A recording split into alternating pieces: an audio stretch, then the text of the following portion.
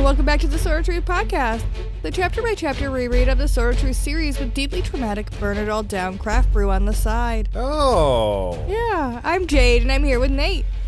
And today we are watching Dalton Campbell's karma catch up to him in the absolute worst way during Chapter 62 of Soul of the Fire. Good. Finally, yeah. Yes, he deserves this. And Puck is trying to invade the podcast space. Buddy, I know you want to be a part of it, but we've talked about this. You can't talk. Yeah, I'm sorry. And laying on the laptop is not going to work either. Yeah. You know what that sounds like to me, Jade? What's that? A moment of truth. I think it is. Yes, that is our truth here with our little man. But he is here and present. So now that everybody is accounted for, we may truly begin. Yes. So in the last chapter, the idea of calling in the army might kill everybody, and not calling them in might doom the world. And just when things couldn't get any weirder, a raven showed up with critical plot mail. Pretty much, yeah. As he sits there on my windowsill. Yeah, the raven. His whole thing is he's annoying and he doesn't let it go, right? Yeah. Yeah. My lost Lenore. Look at that fucking mail there. Evermore. Evermore. Rain, sleet, or snow, or shine. Nevermore, or whatever. Yeah, that's what the mailmen say. Yeah. Oh, that was bad. That was bad. This chapter we're opening up with Dalton hanging out, chilling in his study, feeling super smug and awesome while he's reviewing reports from the directors of cultural amity. He's just, slightly annoyed about the mob outside, but he takes a minute to pat himself on the back for basically inventing medieval Fox News. Ha! Got him! He loves how easily he brainwashed the witless public into thinking his propaganda was their own bright idea. This all came from them. I had no part in this. Out the window, this crowd is blaming Lord Rawl's magic for all of the spontaneous human combustion that we've been seeing in the square.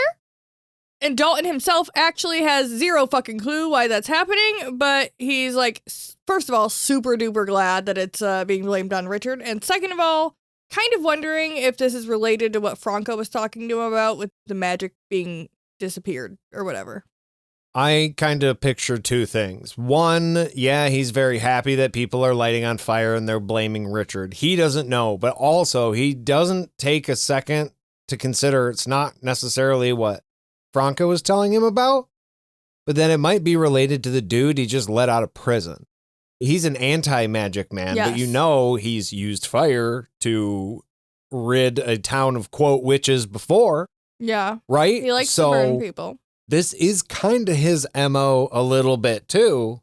But also, wouldn't you, if you don't know what Richard's magic is, wouldn't you, if you were in Dalton's place, maybe be a little scared? Shouldn't he actually have a little bit of caution in him?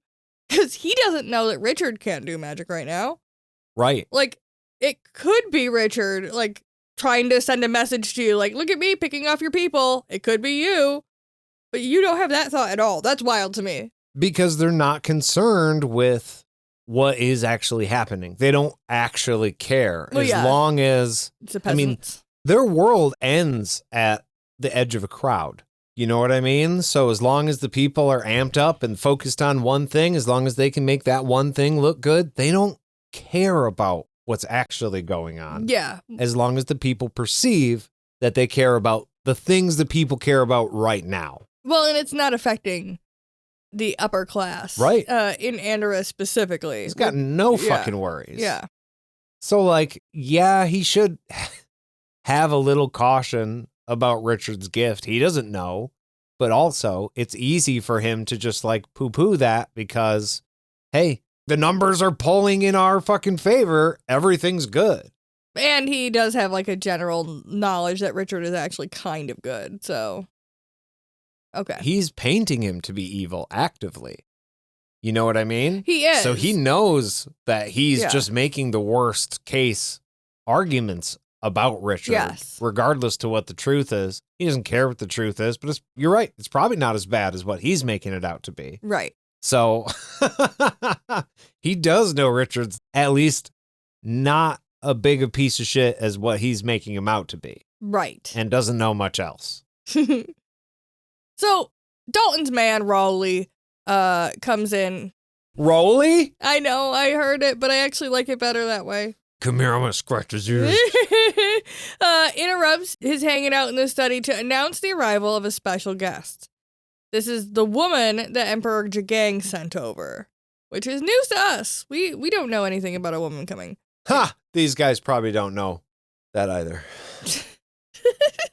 About a woman coming. Oh, yeah. Sorry. Continue. Okay.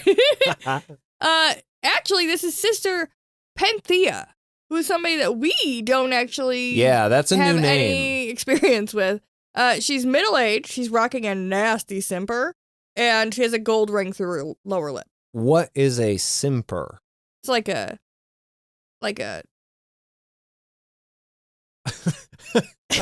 okay, so Google tells me that a simper, the face you just made, was smiling in a silly, affected, or self-conscious manner, often conveying a sense of coyness, artificiality, or insincerity. Yeah, sarcastically. So I see that. That's the smug fucking look of a simper. I understand now. Ooh, I don't like people with simpers. Yeah. She comes in. We know that she's one of Jagang's people. She's got the ring. She's the gold one. She's important. Oh, okay. Despite us never hearing her name. She comes in, skips the small talk, immediately asks to see the man chosen for the deed. And we don't know the deed either. We don't know the deed. Okay. Rowley is one of those people. So she touches his head, murmurs some dark magic bullshit, and then he briefly passes out before popping back up with a added lethality upgrade. Like Matrix. To his nature, or? Like Matrix, I know Kung Fu. Fuck yeah. Energy. Oh, dirty deeds. I know what happened. He fucking took a 2.5 minute, roughly. Most of their songs are like 2.5 minutes. Nap. Listen to Dirty Deeds by AC/DC. Woke up, fucking recharged, ready to take care of business. Yeah, something like that. Have you never taken an AC/DC nap? No, I don't know what the fuck you're talking about. Helps me power up. Oh, because AC/DC, because it's power, electrical, and stuff? it's a band, and Dirty Deeds is a song of theirs. Okay. And now that I've fully explained the joke, it's hilarious. it's great. It was great. Yeah, It was it's wonderful. still good after Yeah. all these years. Actually, you'd be surprised, but it rocks. So They were a rock band. Sorry, my last one. So Sister Penthia takes her newly buffed murder squad and leaves, casually dropping that Mother Confessor's fate is now sealed. So we know That it's gonna be a DC movie coming up. Yeah. Sorry. Another assassination plot for Kaylin. Yay! Yeah. Bingo card. Mark that down. If I you mean, have it. pretty much. We know she's a sitting target no matter where she is. Yeah. I think it was brought up early in this book. Like, the further they can get her away from Jagang, the better.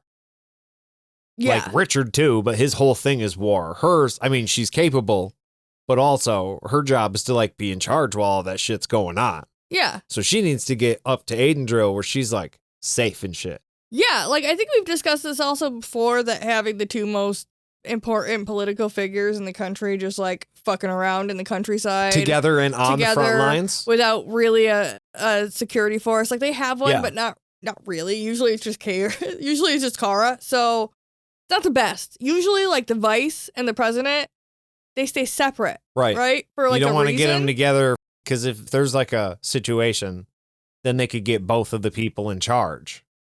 Here's the crazy thing. There's like literally no backup plan. Like, who's going to lead the Midlands if they both die? Oh, yeah. I like nowadays, I know there's laws. I'm not 100% sure what it is here, but there's like a chain of command. Yeah. And so if anything like that were to happen, I mean, we've got people ready to do that. Yeah. This, I don't know that there is. No. If Kaylin dies, there's no more confessor, so there's nobody to turn to. If Richard dies, there's no heir for Dahara. Right. And you guys haven't set up. I mean, there was Dreffin. Yeah. He yeah. could have some kids, and it could kind of be like a bastardization of the line, but it would still be the line. Yeah, you might be able to find a Rawl. Could be some random terrible person. Yeah, my guess is also that Dahara would revert back to what it was under Dark and Rawl. Right, Like, it's a Rawl, but it's a still shitty guy. You're not going to be the same empire. And Yeah. you set up literally no government officials or anybody that you trust below you to take care of shit while you're gone. So I don't even know who's answering the fucking people in Petitioner's Call. Like, Mrs. Sanderson? Whatever. I don't know. Just bad planning. I feel bad for anybody in that room. Yeah. I have been waiting for 3 months, 4 days, and 7 hours. Sorry, ma'am, he's not in today. God damn it. And she's like, I lost my fingernails, so eat a dick. I Yeah. don't care. I want to speak to your manager. Actually, that's that line. And to clarify, yes, you will have to get out of this line to get in that one. And the funny thing is, there's no one at the end of it. No. So It just circles around where people Yeah. are gathering outside and the line kind of forms. Yeah. So, crazy. You know what I think we need to do? We need to skip the line and get our beers without a line because Oh, we hell have yeah. them in the fridge. So we should take a little beer break. okay. Back after this. Hey, Nate, what are we drinking? Today we are drinking Mango Wheat from Blue Moon Brewing Company. This is a refreshing beer with ripe mango flavor and biscuity malt sweetness. Biscuit. Yeah, biscuity. It's got a little hint of honey. And it's actually won a silver medal fruit wheat beer 2016 in the Great American Beer Festival. So it's a contender. Oh. This one clocks in at 5.4% with a very low 19 IBUs. And this one I think is available pretty widely. Year round. Yeah. Well, and across the country, I think. Yeah. Oh, yeah. You can always get your hands on it somewhere. So Yeah. if you are like, I don't really like beer, but I hear these guys talk about it a whole lot. Listen, this is one where I'll bet you like it. I'll bet you like it a tiny bit because it's very fruity. It's wheat. Wheat beer. Yeah, they're Wheat. light. They're crispy. They taste good. Like, it's just a little bit of mango flavor, and I think you would really enjoy it. I'm going to go ahead and just give this one 8 mangoes right off the bat. I would say I'll give it 7. Oh, okay. Mainly because there is a mango wheat that rates higher than this from the Mitten. Oh, okay. That has more mango flavor in that one. This one is probably more of a universal drinker. Like more people would enjoy this than the mango wheat from the Mitten. I think I remember the one you're talking about. The flavor there is a little more bold than this. Yes, it is. It So is a this bold is a flavor. little more kind of easy drinking. yeah. Yes. Yeah. It's not the beer I tried to buy, but it's good. I'm happy we got it. So yeah, I'll say 7 mangoes. Fair. Very fair. And with that, we're gonna keep drinking and get back to the show. And we're back. Dalton's attention is drawn back to the window because the mob has intensified its noise. They're rabbling. Yeah, they're making noise. They're rowdy. ABR. Always be rabbling. It's the zealot Sarin Ray Jack. Oh, it's the fuck. Yeah. Okay. Because it's the guy. Of Yeah. course it is. He's stirring them all up. And reminder, Dalton purposely let this guy off his leash. Uh-huh. He's dragging some poor soul into the square. And holy shit, our favorite sculpt-obsessed psychopath is actively helping the mob. He's hanging out there. He's like, this is right where he wants to be. Stein is out there. Yeah. Somebody's getting dragged through the street, about to be bad, whatever it is. Did it say where they were being drugged to? Just into the square. Into the square? Yeah. Okay, so where everybody can see. Yeah. And of course Stein's there. Why would he not be hanging out with the crazy anti-magic person, right? Listen, those two fuckers, you need to separate those two fuckers. Yeah, they're like the 2 bad kids in the class that need to sit at the opposite corners. 100%. Yes. A woman named Nora goes full Salem witch trials. She's hyping up the crowd, screaming that the witches killed her husband and her daughter. And I don't know if y'all remember this, but we were there for that. We were. We were there for that. We watched that happen. And it wasn't no witches. It weren't no witches. It weren't no witches. And it's wild to say, your husband drowned, first of all. It seems like it could be the chimes, but also he could have just been stupid. Though, It wasn't witches, No. but it was magical beings of one way or another. Like, Nora is not entirely wrong either. It was because of some magic shit some magic folk did. Yeah. Yeah. And we know that the fire was magically induced, but it could also just be that maybe you weren't paying close enough attention and the fire caught when you opened the door to go out, you fed more air into the flames. Yeah, backdraft style. And they got bigger, and then your daughter was stupid, fell into the flames, and then when you came back into the house, you did it again with the backdraft thing, and it all made it worse. So it was your fault twice. Yeah, and you'd have no idea. That's terrible. Oh my God. Because that's science. And they don't know science. They don't know science. So yeah, I mean, I get why she would say witches, and we know it was magic, but it also could have been science. It's stupidity. There was a lot more parts to yours.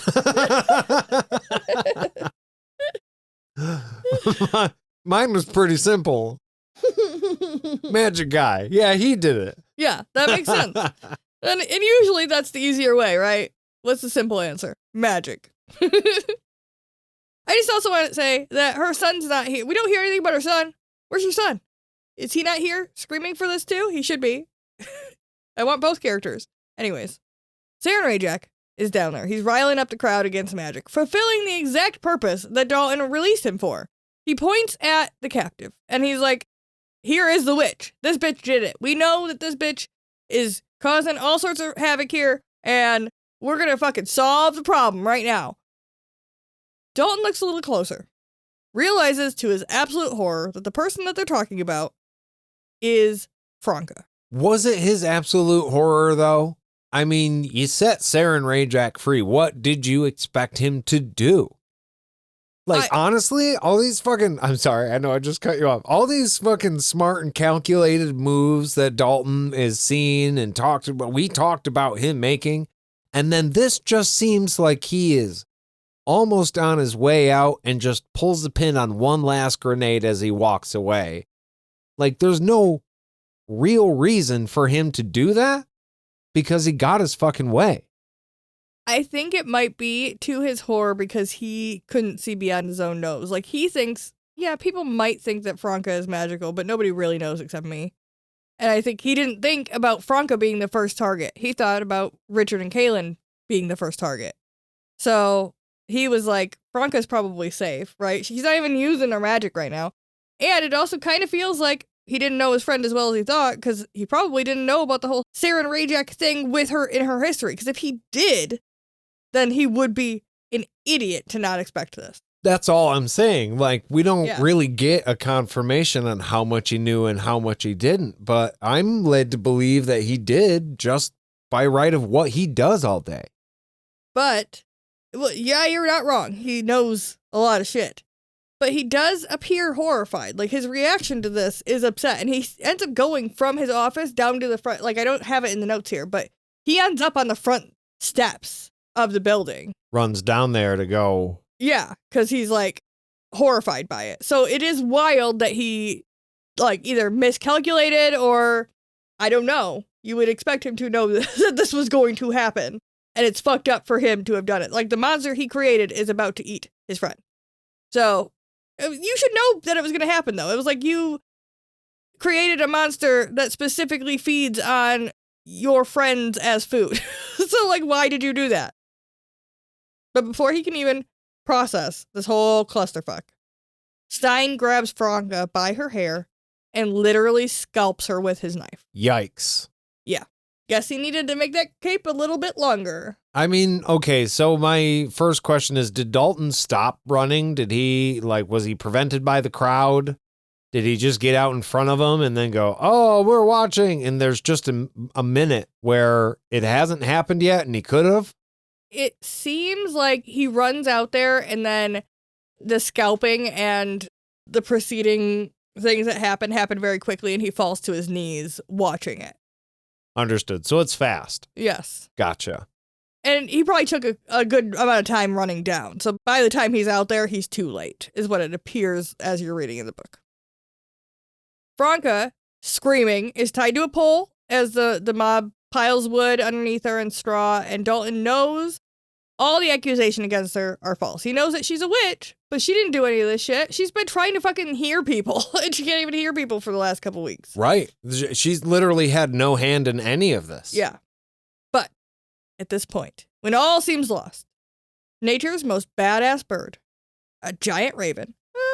Giant raven we've seen once or twice in this book. They're very big. Yeah. I was thinking peregrine falcon, but then, yeah, okay, giant raven. Swoops in, grabs Sarin Ray Jack by the hair, and absolutely decimates his one good eye.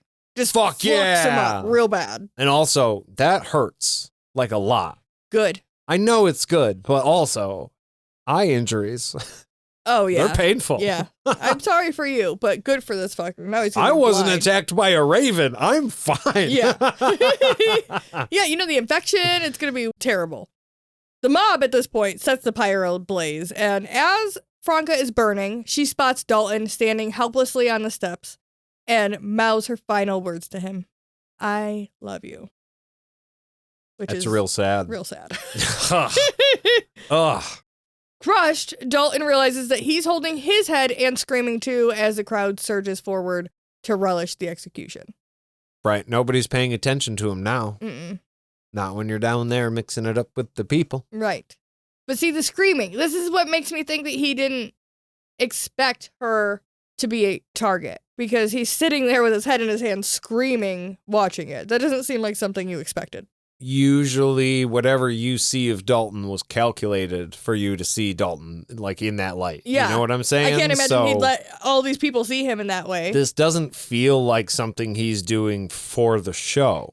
No, he's against all the people. Yeah, and he doesn't want to be seen with this person. He doesn't want people to know that he was using magic folks to do his spying. So, like, this is somebody he's not just going to be out and about with regularly, casually, any of that. Yeah. So, yeah, he's, like, exposing himself here. Yeah, people are going to talk after this, or they should. But out of nowhere, the riderless golden chestnut horse goes full Shadowfax, fucking trampling the mob, and the bloody eye-stealing raven hops onto its back, and then they ride off into the sunset. That's so fucking cool. Are you kidding me?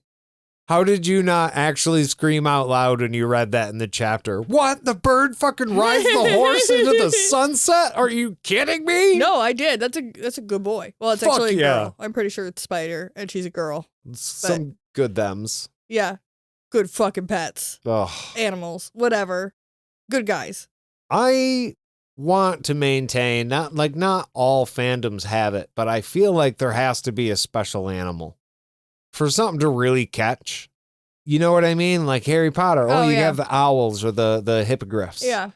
This, you have dragons. Dragons, I mean, they go into so many different stories, but you have to have some sort of special little thing like that to really make it take off. That's what we're missing in these you have Gratch for a minute and then it gets taken away. Yeah. It's fucked up. Give me a pet. I mean, the raven could stay. We could do that. Yeah. Or they could just keep the horse. The horse is pretty fucking solid. Hey, right now it looks like the horse and the raven, they ride together. Yeah. You can't separate them. Yeah, that's true. That horse belongs to that raven. Yeah. Excuse me? Obviously. Look, you don't want to argue with them. Obviously. Well, Dalton is not going to argue with them. He actually gives them a fucking salute as Franka's screams die out. And then the chapter ends. That's absolutely crazy. I think maybe the lesson there is if you're up to fuckery, you're not just risking some of the things you deemed to be safe. Mm-hmm. You know, he knows that he's playing a social game with his wife, and it really feels like at the end of it all, there's things that you risk, you might lose, and you say, it's worth it if I get blank. Yeah.